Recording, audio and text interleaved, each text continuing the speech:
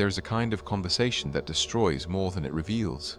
Most men enter it believing that clarity comes from words, that honesty is built through explanation, that if he can just articulate his feelings with enough precision, she will finally understand him. He texts paragraphs. He stays up late, reconstructing arguments. He reopens conversations that should have ended days ago, convinced that one more exchange will produce the truth he needs. What he doesn't see is that every word he adds makes the picture less clear. Every question he asks hands her another tool to reshape the narrative.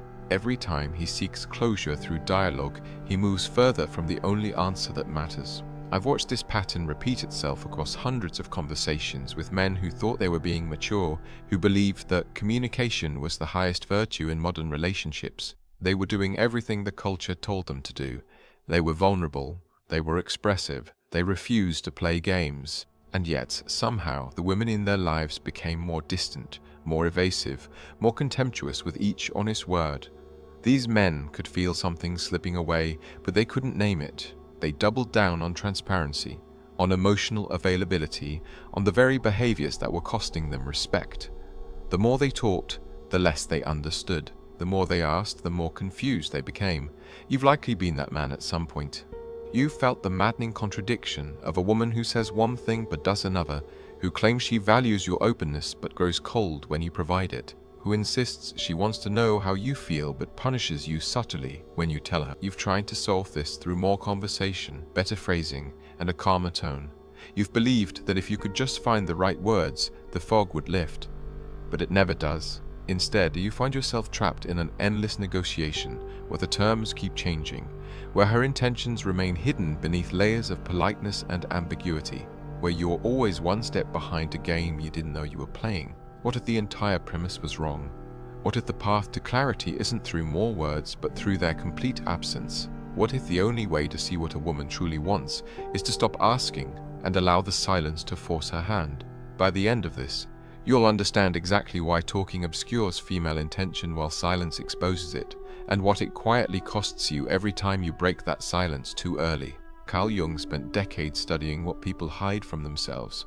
He worked in an era when Vienna was still the intellectual capital of Europe, when Freud's theories dominated the therapeutic landscape, when the unconscious was being mapped for the first time like a new continent. But where Freud saw the unconscious as a repository of repressed desires, Jung saw something more complex, a shadow self that contained not just what we refuse to acknowledge, but what we actively project onto others to avoid confronting in ourselves. He understood that human beings rarely say what they mean directly. Instead, they speak in symbols, act out dramas they don't consciously author, and use other people as mirrors to avoid looking inward. One of Jung's most devastating insights was this: the things we claim to hate most in others are often the qualities we've exiled from our own self-concept. The woman who insists she values emotional openness but grows distant when you provide, it is not lying in the way you think. She genuinely believes she wants vulnerability. What she doesn't see is that her attraction system operates on an entirely different set of principles than her conscious values. Her words reflect the ideals she's been taught to admire. Her actions reflect the biology and unconscious scripts that actually govern her desire. And when those two forces contradict each other, she won't resolve the tension by changing her behavior. She'll resolve it by rewriting the narrative to make you the problem. Here is the thesis that makes sense of everything that follows. A man who seeks clarity about a woman's intentions through conversation is asking her to consciously articulate something she herself doesn't fully understand, and in doing so, he teaches her to see him as weak. This is not about deception. This is about the fundamental gap between what people believe about themselves and what actually drives their choices. Jung called this the persona versus the shadow. The persona is the mask we show the world, the version of ourselves that aligns with social expectations and conscious values. The shadow is everything else. The urges, the attractions, the repulsions, the survival instincts that operate below the level of language. A woman's persona might value kindness, emotional intelligence, and communicative men. Her shadow is attracted to status, certainty, outcome independence, and men who don't need her validation to know their own worth. When you ask her what she wants, you get the persona. When you stop talking and simply act, the shadow reveals itself. Modern men have been taught to treat relationships like a seminar in mutual understanding, where both parties sit down and articulate their needs until they reach some enlightened consensus. This is a beautiful idea. It's also completely disconnected from how human attraction and respect actually function. Jung understood that the unconscious doesn't speak in thesis statements. It speaks in patterns, in reactions, in what someone does when no one is asking them to explain themselves. You cannot negotiate attraction into existence. You cannot talk a woman into respecting you.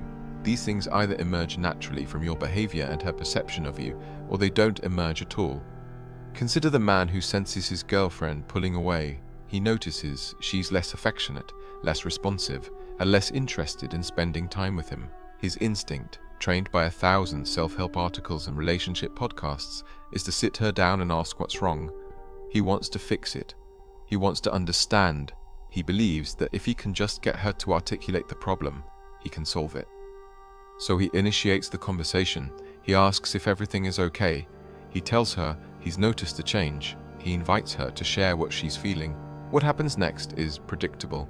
She tells him everything is fine, or she offers a vague reason. She's been stressed at work, she's tired, she just needs some space. He accepts this, but the distance doesn't shrink. So he brings it up again. This time she's more specific. Maybe she says she feels like he's been too needy, or that she needs more independence, or that she's not sure what she wants right now. He takes this feedback seriously. He gives her space. He pulls back his affection. He tries to be less available, but instead of drawing her closer, this makes things worse. Now she interprets his distance as withdrawal, as punishment, as proof that he doesn't really care. The narrative shifts again. What he doesn't understand is that the moment he asked the first question, he lost, not because the question was wrong, but because it revealed that he didn't already know the answer. A man who understands female psychology at the level Jung described doesn't need to ask what's wrong. He reads the situation through her actions, not her words.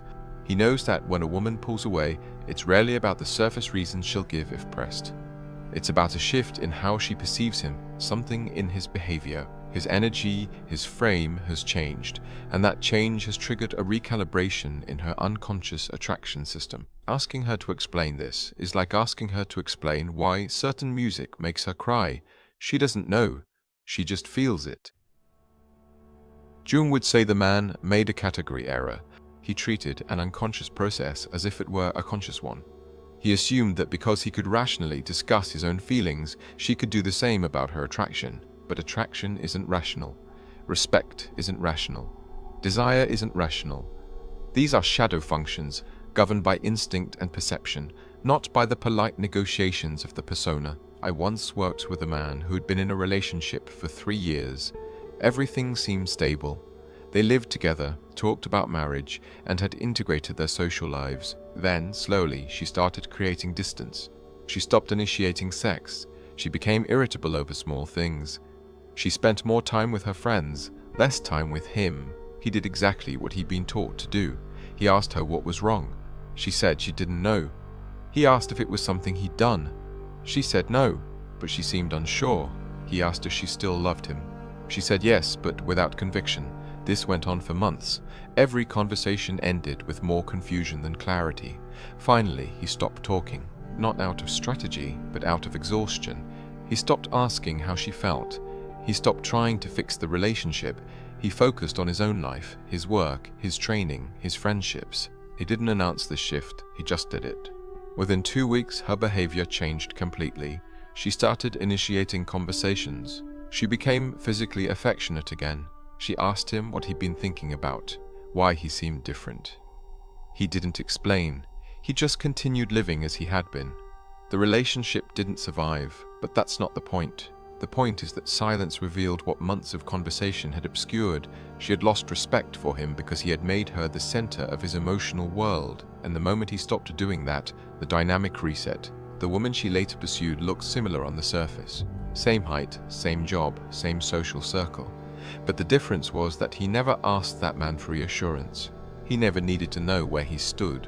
His certainty was self-generated, not dependent on her feedback. That's what her shadow responded to. That's what hours of vulnerable conversation could never produce. Let's go deeper into the mechanism. Let's examine exactly how a man loses himself through the very act of seeking clarity. It starts with a feeling. Something is off. She's distant or distracted, or her tone has changed in a way he can't quite name. Most men, at this stage, tell themselves it's nothing. They push the feeling down. They rationalize. She's busy. She's stressed. It's not about him. This is phase 1, denial dressed up as maturity. He convinces himself that noticing the shift would be paranoid, that a secure man wouldn't need constant reassurance. So he waits. He watches. He gathers evidence. And the feeling grows. Phase 2 is the internal negotiation. Now he's sure something is wrong, but he still doesn't want to believe it's serious. He starts replaying recent interactions, looking for the moment things changed. Did he say something wrong? Was he too available? Not available enough? Too emotional? Too distant? He runs through every possible explanation, and because he's operating in a vacuum of actual information, he starts inventing narratives. Maybe she's testing him. Maybe she's waiting for him to step up. Maybe this is just a rough patch, and if he's patient, it will pass. He becomes a detective in his own relationship, analyzing text message response times, reading subtext into every word, and comparing her current behavior to how she used to be. This is where the real damage begins. He's no longer present in the relationship. He's observing it from the outside, trying to solve it like a puzzle. His attention, which should be on his own mission and purpose, is now entirely consumed by the question of where he stands with her. He starts changing his behavior based on guesses. If he thinks he's been too needy, he pulls back. If he thinks he's been too distant, he becomes more attentive. But because he's operating on assumptions rather than reality, these adjustments are random. He's flying blind. And she can feel it. She can sense that he's performing, that he's trying to manage her perception of him, and this makes her respect him even less. Phase 3 is the breaking point. He can't take the uncertainty anymore. He needs to know, so he initiates the conversation. He sits her down, or sends the long text, or brings it up during dinner. He tells her he's noticed she seems different. He asks if everything is okay. He says he just wants to understand what she's feeling so they can work on it together. Here's what he thinks is happening. He's being mature, communicative, and emotionally intelligent. He's creating a safe space for honesty. He's showing her that he's willing to be vulnerable and address problems head-on. Here's what's actually happening. He's asking her to do the emotional labor of articulating something she doesn't consciously understand, and in the process, he's demonstrating that his emotional state is dependent on her feedback. He's showing her that he doesn't have an internal compass, that he needs her to tell him where he stands, that his confidence is not self-generated but requires her validation. And on an unconscious level, this is one of the least attractive things a man can do.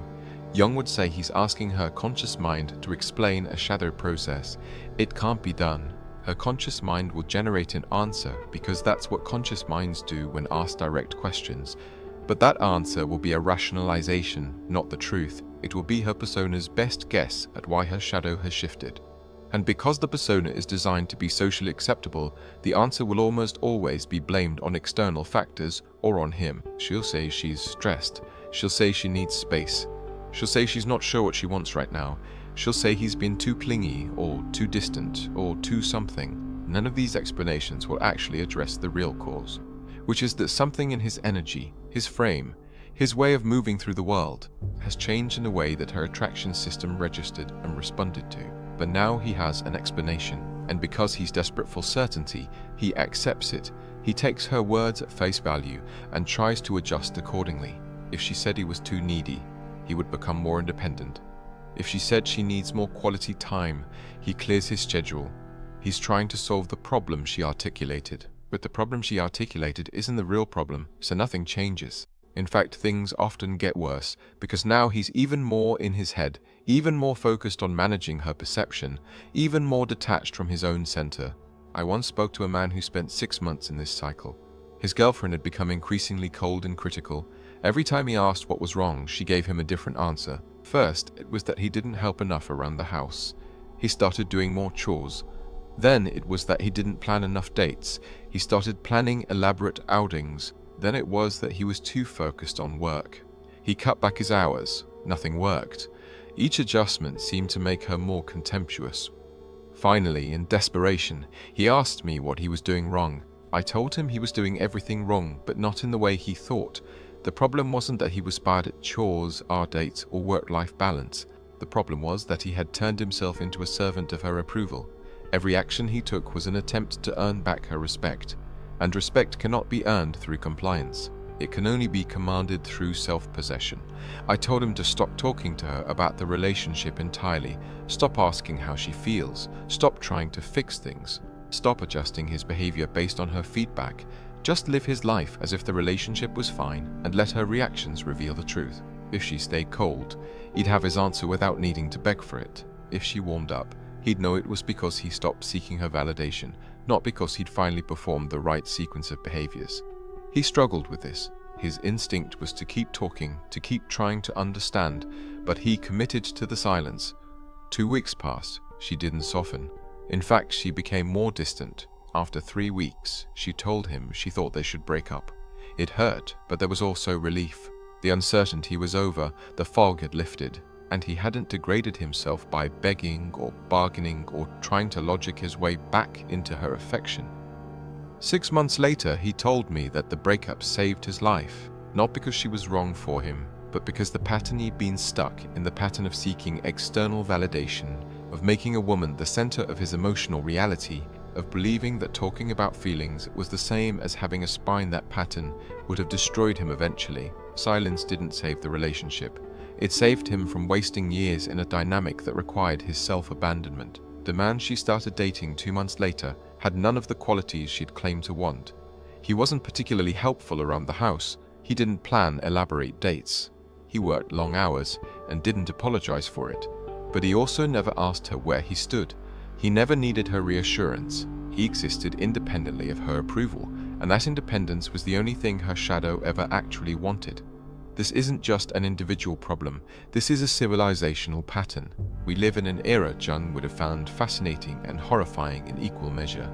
The conscious values our culture promotes: emotional availability, vulnerability, egalitarian relationships, open communication, exist in direct contradiction with the unconscious forces that still govern attraction, respect, and desire. And men are caught in the middle, trying to reconcile irreconcilable things. Dating apps have turned mate selection into a marketplace where men are products and women are consumers. Every interaction is mediated through screens, through carefully curated images and rehearsed conversations. The incentive structure rewards men who can perform emotional intelligence in text form, who can banter and charm and make a woman feel seen within the first 5 messages. But this same environment punishes masculine directness, outcome independence, and the kind of quiet confidence that doesn't translate well to digital communication. A man who would be magnetic in person becomes invisible in an app. A man who knows how to hold frame in real space has no frame to hold when the interaction exists entirely in her notifications. Social media has created a hall of mirrors where everyone performs an idealized version of themselves and then judges their real life against everyone else's performance. Women are flooded with attention from hundreds of men, and that attention recalibrates their perception of their own value. A woman who in any previous era would have considered herself lucky to be with a decent, stable man now swipes past him without a second thought because she has 50 other options in her inbox. And the men who do get her attention are often the ones willing to play the game most aggressively, the ones who text constantly, who validate her every feeling, who make her the center of their world. These men get chosen, but they don't get respected. They get proximity, but not desire. The wider culture tells men that the way to succeed with women is to be more understanding, more communicative, more in touch with their feelings. Every romantic comedy, every relationship guru, every popular psychology book reinforces this message. And men who follow that advice find themselves more confused than ever, because the women in their lives respond to the opposite. They respond to the man who doesn't need to talk about the relationship. They respond to the man who has something more important to do than analyze her feelings. They respond to the man who would walk away if the cost of staying became too high. Jung would say we're living through a collective psychosis where the persona has become completely detached from the shadow. Our conscious values are at war with our unconscious drives, and we're pretending the conflict doesn't exist. Men are told to be vulnerable, but vulnerability without strength is just weakness. Men are told to communicate openly, but women's attraction systems didn't evolve to respond to men who need help understanding where they stand. The advice men receive prepares them for a world that doesn't exist while leaving them helpless in the one that does. The cost of staying blind to this is enormous. I see men in their 30s who spent a decade trying to do everything right, who followed all the rules, who've been kind and respectful and emotionally available, and they're alone. Or worse, they're in relationships where they're tolerated but not desired, where they've become a comfortable option rather than a compelling presence. They feel a quiet heaviness they can't name. They scroll through their phones at night, wondering why their life feels like it belongs to someone else. They've abandoned their missions, their friendships, their sense of self, all in service of relationships that drain them. And here's the cruelest part: they're not even getting accurate feedback. The women in their lives aren't telling them the truth because the women don't consciously know the truth. When a woman says she wants a man who listens, she means it. When she loses attraction to that same man 6 months later, she's not lying about her previous preference. She genuinely believed that's what she wanted. But her shadow wanted something else, and the shadow always wins. The man is left trying to reverse engineer what went wrong based on information that was never accurate in the first place. If you're a man reading this, you've probably felt this. You've probably had moments where you did everything she claimed to want and watched her respect evaporate. You probably had relationships where the more you tried to understand her, the less she respected you. You've probably lain awake, wondering how the same behaviors that were supposed to make you attractive somehow made you invisible. Jung's answer is simple and brutal. You cannot negotiate desire. You cannot talk a woman into respecting you. Her shadow doesn't respond to words. It responds to presence, to certainty, to the felt sense that you exist independently of her validation. And the only way to generate that presence is to stop performing for her approval.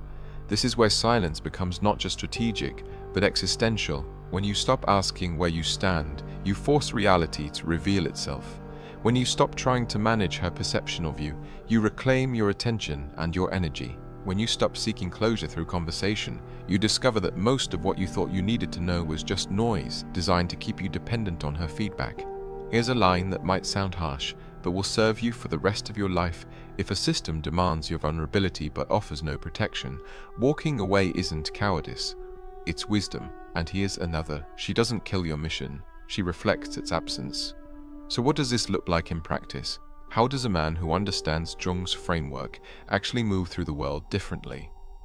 First, notice when you're about to ask a question whose answer doesn't matter. Most relationship questions fall into this category. Do you still have feelings for your ex? What did you mean by that text? Are you happy with me? Do you see a future with us? Every one of these questions is a request for reassurance disguised as a request for information. A man who has an internal locus of control doesn't need these answers because his sense of self isn't dependent on her responses. He observes her actions and draws his own conclusions. If her behavior suggests she's pulling away, he doesn't ask why.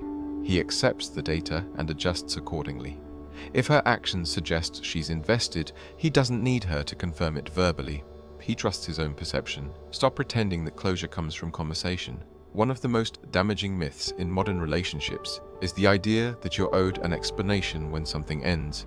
You're not. Most of the time, even if she tries to explain, the explanation will be incomplete or inaccurate because she herself doesn't fully understand her own shift in feeling. Seeking closure through talking is like trying to drink water from a mirage. The more you chase it, the more exhausted you become. Real closure comes from accepting that some things can't be known and moving forward anyway. Refuse to manage her emotional state as if it's your responsibility. Many men fall into the pattern of emotional caretaking, where they constantly monitor her mood and adjust their behavior to keep her happy. This is exhausting for you and infantilizing for her. It also destroys attraction because it places you in a subservient role. A woman doesn't respect a man who needs her to be okay for him to be okay. She respects a man who at his own emotional center and allows her to have hers. This doesn't mean being cold or unresponsive. It means recognizing that her feelings are hers to manage, and your job is not to fix her, but to remain stable regardless of her fluctuations. Allow her to react while you remain unmoved. This is one of the most difficult practices, because it goes against every instinct men are taught to have. When a woman is upset, the default response is to apologize, to explain, to make it better.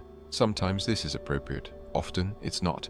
Sometimes her upset is a test, conscious or unconscious, to see if you'll hold your frame. If you immediately fold, If you abandon your position to soothe her feelings, you failed the test. She'll feel temporarily better, but she'll respect you less. A man who understands this remains calm, acknowledges her feelings without absorbing them, and doesn't change his course unless he's genuinely convinced it's the right thing to do, not just the path of least resistance.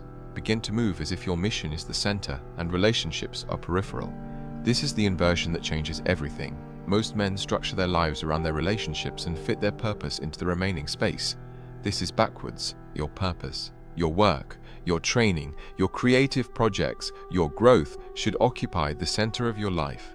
Relationships should enhance that center, not replace it. When a woman sees that you have something more important than her, something you wouldn't abandon even for her approval, that's when her shadow recognizes you as valuable. Not because you're playing a game, but because you're demonstrating the kind of internal structure that her unconscious is scanning for. Every one of these practices is directly connected to the core thesis. A man who seeks clarity through conversation is asking a woman to consciously articulate something she doesn't understand, and in doing so, he reveals that he doesn't trust his own perception. Silence isn't about manipulation or withholding. It's about trusting your own read of reality more than her explanations of it. It's about recognizing that her actions tell you everything you need to know, and her words will only confuse you if they contradict those actions. Let's talk about two futures. You're standing at a threshold right now, whether you realize it or not. The path you take from here will define not just your relationships, but your entire sense of self for the next decade. Path 1. You ignore everything written here. You decide that this perspective is too cynical, too dark, too unkind to women. You double down on the belief that communication is always the answer, that vulnerability is always strength, that if you just keep trying to understand her, eventually everything will make sense. 5 years from now, you're in a relationship that feels like a negotiation. You're constantly walking on eggshells, monitoring her mood, adjusting your behavior to keep the peace. You've lost touch with most of your friends because the relationship absorbs all your time and energy. You stopped training or creating or pursuing the things that used to make you feel alive. You tell yourself you're happy because the alternative is too painful to consider. But late at night, when she's asleep and you're scrolling through your phone, you feel a heaviness in your chest that you can't name. You become a stranger in your own life. You're living for her approval, and because that approval is conditional and ever-shifting, you never feel secure. You're smaller than you were, quieter, more bitter. You've traded your sovereignty for the illusion of certainty, and the trade has left you hollow. Path 2. You take this as an initiation. You accept that the world doesn't work the way you were taught, and instead of being angry about it, you adapt. You stop asking questions designed to seek reassurance. You start trusting your own perception. You build your life around a mission that exists independently of any woman's approval. You train your body. You develop your skills. You cultivate friendships with men who hold you to a standard. You enter relationships from a position of abundance rather than scarcity. And when a woman starts to pull away, you don't panic. You don't interrogate. You don't perform. You simply observe. And if her actions tell you she's no longer invested, you let her go without bitterness. 5 years from now, you have fewer people in your life, but the ones who remain actually respect you. You have more discipline, more clarity, more quiet confidence. You're not louder or more aggressive, you're just more certain. And that certainty is magnetic in a way that vulnerability without strength never was. You're alone, more often, but you're not lonely because you've built a life that doesn't require external validation to feel meaningful. Women are drawn to you, not because you're chasing them, but because you stopped needing them to complete you. The relationships you do have are shorter and more honest, because you refuse to participate in dynamics that require your self-abandonment. These aren't predictions. They're patterns I've seen play out hundreds of times. The first path is crowded. Most men take it because it's what they've been taught, and because admitting the alternative requires confronting how much time they've already wasted. The second path is lonelier at first. It requires walking away from people and situations you've invested in. It requires accepting short-term discomfort for long-term sovereignty. But it's the only path that lets you keep your dignity. Jung believed that real psychological growth required a descent into the shadow, a willingness to confront the parts of reality you've been avoiding. For most men, the shadow contains this truth. The qualities you've been taught to value in relationships are often the opposite of what actually generates attraction and respect. Facing that doesn't mean becoming cruel or manipulative. It means becoming honest. It means aligning your behavior with reality instead of with the story you've been told about reality. Here's the thesis one more time. Stripped of everything else, silence exposes female intention because it removes the shield of language she uses to avoid confronting her own contradictions, and forces both of you to deal with reality instead of narrative. And here's the mirror you need to look into. If you're constantly confused about where you stand with women, it's not because they're uniquely deceptive. It's because you keep asking them to explain something they don't consciously understand, and you keep believing the explanations instead of watching the actions. You're choosing the comfort of conversation over the clarity of observation, and that choice is costing you more than you realize. If this hits something in you, if you felt the recognition that comes from seeing a pattern you've been trapped in, then share it, subscribe, keep this work alive for the men who need it but haven't found it yet. This isn't entertainment. This is a map out of the fog. One final line. The woman who respects you never needed you to explain yourself, and the one who didn't respect you wouldn't have understood, no matter how clearly you spoke.